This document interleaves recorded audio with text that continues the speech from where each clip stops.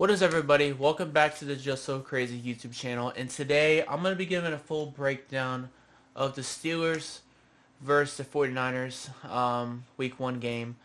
And just a couple words, it was embarrassing.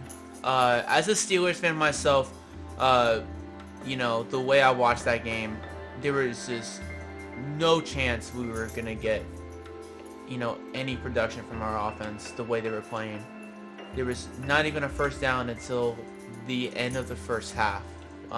Like with Najee Harris, like within the 2 minutes of the game, like the first half. He got a 24-yard burst. Our offense was off rhythm. The rushing attack for Najee Harris was not showing up at all. And the 49ers had great penetration just the whole game, getting in the backfield, which was leading in obvious passing situations. I mean, you look at that, it's just frustrating. It sets Kenny Pickett in obvious passing situations where you're looking at that 49ers D-line. You got Nick Bosa, you got, what's the other guy? He had 3 sacks. What's his name? Drake Jackson. He had a massive game. I mean, and Nick Bosa wasn't even doing much in that game. He only had 2 tackles and a QB hit. He didn't do much at all, A lot of that game, I feel like, was not just the players, but also the coaching. I feel like Matt Canada's part in that game, they were just not getting the running game involved more. They were not doing enough with creativity. They were just setting Kenny Pickett in so many passing plays where, he was just getting rushed and sacked and just under duress the whole game. It was just a disaster. There was just no toss plays, sweeps, or counter plays, none of that. That's what the Steelers are known for, just running the football. That's our identity. That's what we're supposed to be doing. And I just feel like they didn't show any of that in that game. The other players for the 49ers, they contributed. So like I said, 5 sacks in the victory. Drake Jackson had 3 of them, and Pickett was intercepted twice during that game. In the first 5 possessions, the Steelers were turning over the ball and punting it, which was leading to, Brandon Ayuk, which he was destroying Levi Wallace and Patrick Peterson for multiple plays. I mean, every third down that the Steelers had an opportunity to get off the field, Brandon Ayuk always came up in clutch and got the first down for them. Could not stop Brandon Ayuk.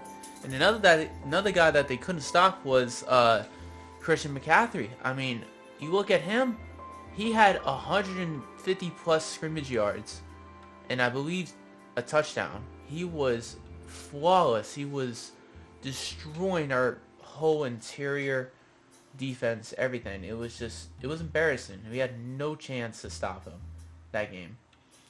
Pickett was 31 for 46, 1 touchdown and 2 interceptions. I thought that was, and most of those yards, it was like 232 yards for him, 31 for 46. Most of the yards was just coming from, just reps. It was just garbage time.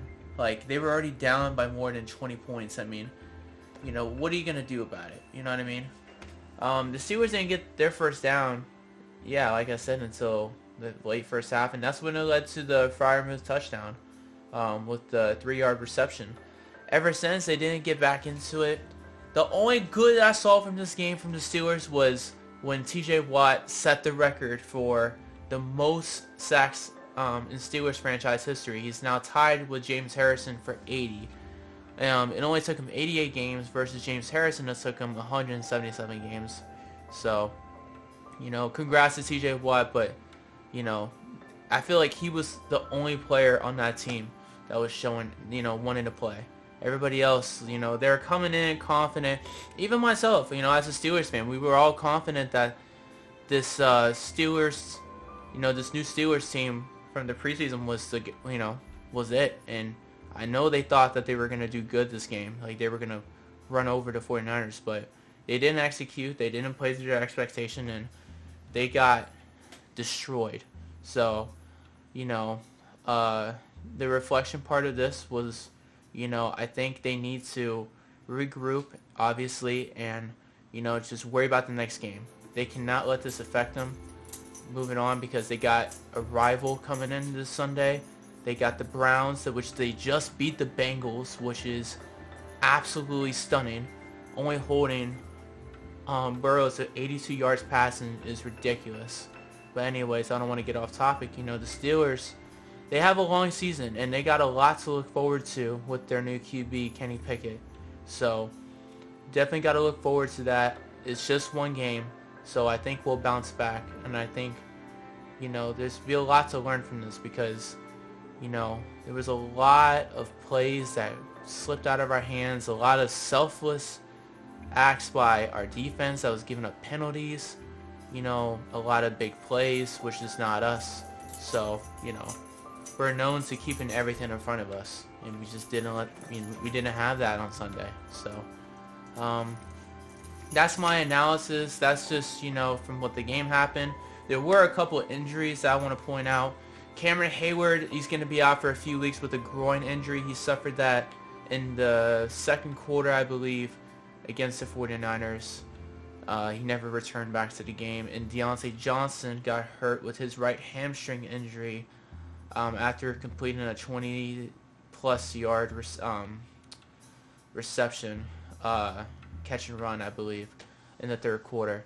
And then our right tackle, Okafor, he was hurt as well. I don't know what the specific injury was, but he was hurt. So a couple notable injuries to the Steelers team. So we'll have to see who'll be stepping up for that in that case. But a lot of work to be done for the Steelers.